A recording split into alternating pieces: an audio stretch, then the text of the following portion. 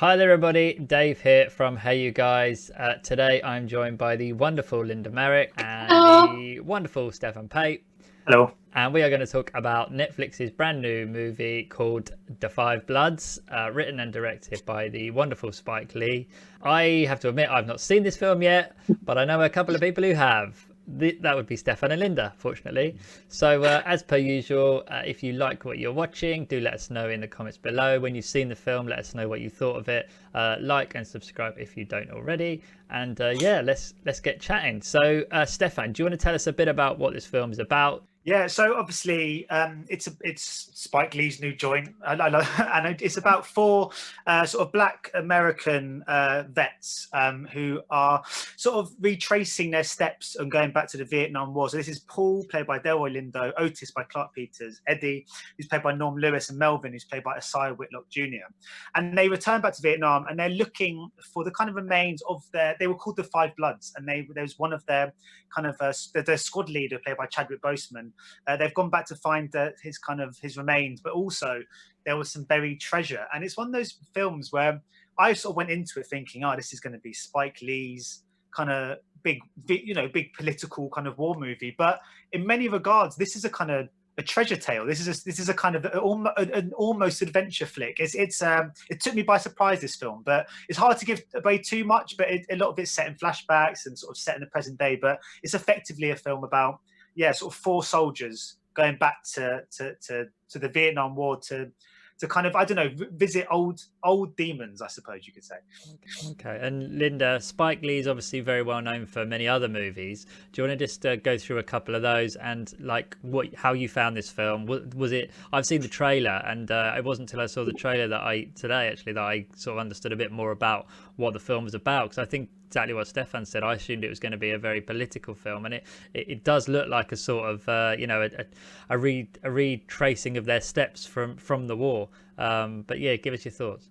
Yeah, I mean, everyone would know sort of Do the Right Thing, and more recently Black Klansman, and sort of before that Chirac, which was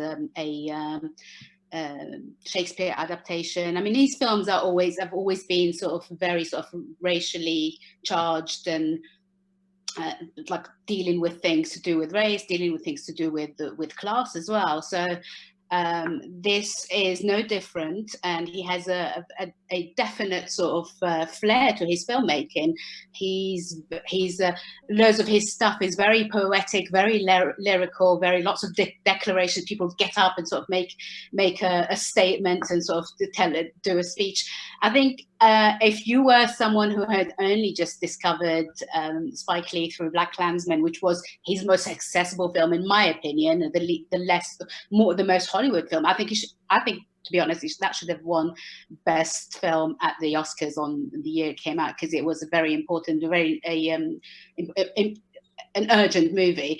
I think if you know him only from Black Klansman, you're gonna slightly struggle a bit, because this is very sort of heavily coded, very thematic, very political, and you might find it a little bit of a slug. I mean, I found Chirac a bit of a slug, but at the same time, I think they are all movies that have this sort of Spike Lee stamp on them. And if you are a Spike Lee fan, you will put up with that kind of stuff, because every single element of his films is a really important one, and a vital one to the story.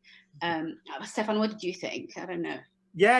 I enjoyed it. I think that he has this incredible ability, Spike Lee, of being very cinematic, and almost kind of sometimes he sort of disregards kind of realism, and yet his films are enriched so often with this kind of profound relevance and social political kind of undercurrent and stuff like that. And this is no different. It's a very Hollywood movie. I mean, there's scenes when they're kind of, like I said, there's kind of adventure almost scenes where they're kind of wading through the kind of the jungles with there's sort of gold, that kind of treasure hunt, isn't it? It's got that kind of old classic Hollywood approach, but at the same time it's intertwined with footage of Martin Luther King, and there's obviously they even go into the Black Lives Matter stuff. There's that's sort of put into the movie as well. So it's got this incredible sort of political relevance, and yet at the same time is a big kind of, I don't know, sort of romp in many ways, a big kind of Hollywood sort of action kind of thriller adventure flick, and it's a real kind of quite crazy movie. It wasn't what I was expecting at all, but like you said, it's got Spike Lee stamped all over it, and if you're a fan of his, that's not exactly a bad thing.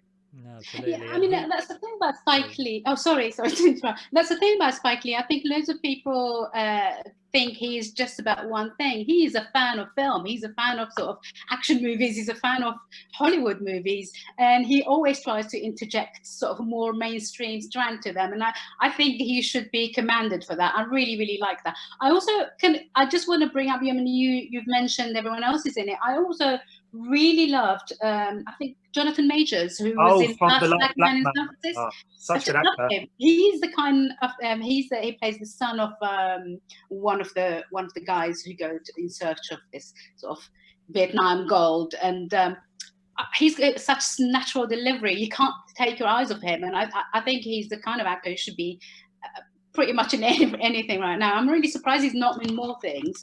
What was your opinion? I know, Dave, you haven't seen it, but Stefan, what did you think of him? Oh yeah, well, he was for me the best thing about The Last Black Man in San Francisco, and I just remember thinking, God, this guy's going to go on to do so much. So it wasn't a surprise to see him rock up in a Spike Lee movie, you know. So I think he's got a huge future. But I thought it was a great ensemble, because obviously we did interviews with the cast this week, and they were all saying that they were so shocked to see sort of characters, because they're all obviously of a certain age, you know, and then they're black, of course. And they said that you don't see nuanced, emotional characters for black actors of that age. And it is true, when you're watching it, you realise that these actors, these are some of the four of the most talented kind of actors over the last 20 or 30 years. And we so frequently see them confined to these small supporting roles, and to see them have vulnerability and layers and complexities was such a refreshing thing. And I thought it was really great, and I think they all carried it so well. Especially, I mean, Isiah Whitlock, we see him so often do kind of small comedic roles, but he's a great dramatic actor. So I thought it was a great cast. I mean, Chadwick Boseman obviously is in there as your kind of I'm not going to say cameo, because his role is quite big, but you know, I think he's not like necessarily he hasn't got a huge amount of screen time, but he's also good at what he has to do. But I just wanted to say as well that the music was fantastic. Yeah, I was going to ask you what you thought of that. The isolated Marvin Gaye vocals to what's going on when they play it with sort of a cappella is that's sort of one of the best sort of scenes I've seen from anything this whole year. So that was really good. That's good. And you recommended that to Spike Lee as well, so he was going to check it out, wasn't it, that day, I think? Oh yeah, I was like, oh yeah, you should watch the Marvin Gaye, I Heard It Through the Grapevine a cappella on YouTube. He was like, I've not seen that. I was like, well, if you watch it, Spike, thank me later. I don't know what your thoughts are on the peripheral white roles in it. I personally didn't think we needed any of those sort of characters in it. I got really bored. I mean, the Jean Reno character in it was pretty pointless. I mean, there are loads of. It's not a perfect film, put it this way, and I think there are actors in it who are just there because Spike wanted to work with them. I had the feeling, and I don't know what are your feelings about that. Yeah, well, I thought, like you said, I mean, look, the thing is, we've obviously spoken about the positives, which there are many, but I do agree. I think that it could do with more of an edit, and there are whole scenes and whole characters, like you say, where you just think you didn't really need them at all, you know. And obviously the film is 2.5 hours, which, you know, we can't say we haven't got the time at the moment, but it's still quite an ask on Netflix at home. In the cinema, it's a different thing, isn't it? You go to the cinema, 2.5 hours, you're just involved. But for 2.5 hours on the smaller screen in your living room, you need to be a bit tighter. And I do think this film has whole moments and scenes where you just think, I don't know how necessary that was to the plot or to the whole film. So it is a flawed film. I mean, like we said, there are many positives, but it's not his best film, not by any means. But I think obviously there is a sense of urgency to it as well at the moment, and it feels like a film that'd be really good in this kind of climate for people to kind of indulge in and hear stories about the kind of the black experience from war, because we're so used to seeing the white vets on screen, aren't we? So it's I think it's a very important film, but yeah, it's a flawed one for sure. Yeah. And obviously, I mean, there's- I'll have to admit. I mean, I struggled with Chirac, which was the film just before Black Klansman. Unless there was something after that. I can't. If there was, I'm sorry, I can't remember. I struggled, and I saw that on a big screen, and I think I would have struggled to watch that at home. So, but with this, I think it's better than Chirac, but it's not as good as Black Klansman this way, in my opinion. I don't know. You talked earlier about accessibility, Stefan, and this movie's obviously coming out on Netflix. It was originally going to play Cannes, so it's a very different release. I mean, obviously, with what's going on in the news at the moment, with the Black Lives Matter protests that are going on, worldwide, this is an amazing time for the film to come out. It's all coincidental to my knowledge. I think it's been slated to come out on Netflix ever since Corona has kicked in for a long time.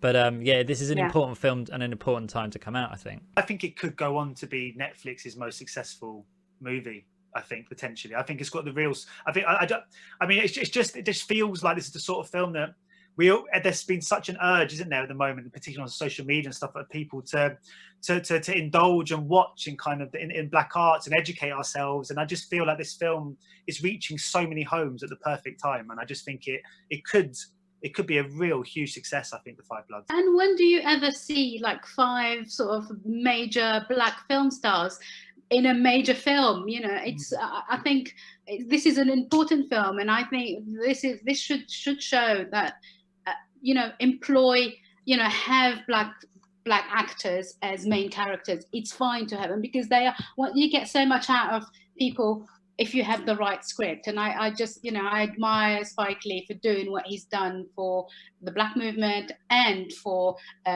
black up and coming actors. And it's fantastic.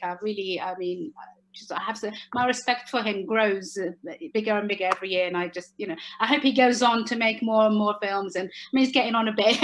He's not, he's not old, but I really genuinely feel like that he's a major voice in Hollywood cinema at the moment, and I'm very, very happy about that. So, I wouldn't worry about him slowing down. He seems to have like about 4 times the energy of any normal person. So I think he's got a lot more left in him. Yeah. So, guys, just to wrap up, what star rating are you going to give this one? I'm struggling between 3 and 4, so I'm going to go 3.5. I'm sorry. On the fence. Yeah, I completely agree. I think it's one of those films. I think it's a 3-star movie, but a kind of 5-star importance. Do you know what I mean? So it's kind of, I guess, the middle ground would be a 4-star. But yeah, I agree. If I was giving it a mark out of 10, I'd give it a 7. So 3.5. Yeah. Okay, nice one.